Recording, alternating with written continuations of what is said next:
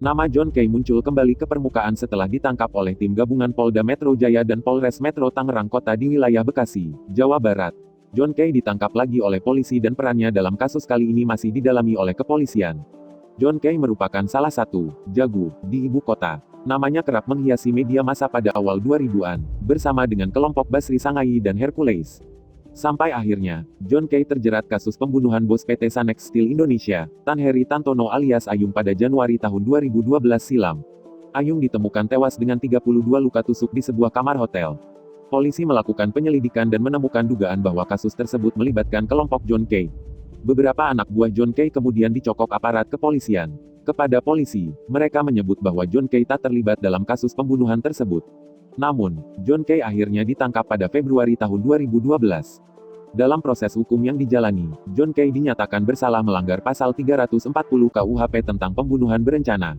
Ia pun divonis dengan hukuman 12 tahun penjara. Namun, Mahkamah Agung memperberat vonis John Kay menjadi 16 tahun penjara pada pertengahan 2013 lalu. Ia pun menjalani hukuman di Lapas Permisan, Nusa Kambangan, Jawa Tengah. Selama di Nusa Kambangan, John Kay ditempatkan di penjara super maksimum, yang merupakan blok khusus bagi narapidana yang dianggap berisiko tinggi, selama 3 bulan. Penjara ini membuat John nyaris tak bisa berinteraksi dengan orang lain. Ia menempati sel 2 meter kali 5 meter selama 23 jam per hari sendirian. 1 jam dalam sehari diberikan untuk keluar sel menuju teras sel dan berinteraksi secara terbatas dengan napi lain serta mendapat sinar matahari. Semua aktivitasnya dipantau oleh kamera CCTV, baik itu tidur, mandi, membaca buku, marah, menangis, termenung. Karantina selama berbulan-bulan dari interaksi dengan orang lain membuat John Kay memiliki banyak waktu untuk berkontemplasi. Dari sanalah mulai muncul kesadaran tentang Tuhan. Setelah hampir 6 tahun mendekam di balik jeruji, John Kay mendapat pembebasan bersyarat berdasarkan surat keputusan Menteri Hukum dan HAM RI. Direktorat Jenderal Pemasyarakatan Kementerian Hukum dan HAM menyatakan John Kay menjalani pembebasan bersyarat sejak Kamis tanggal 26 Desember. Selama menjalani pidana, John Kay mendapat remisi 36 bulan 30 hari.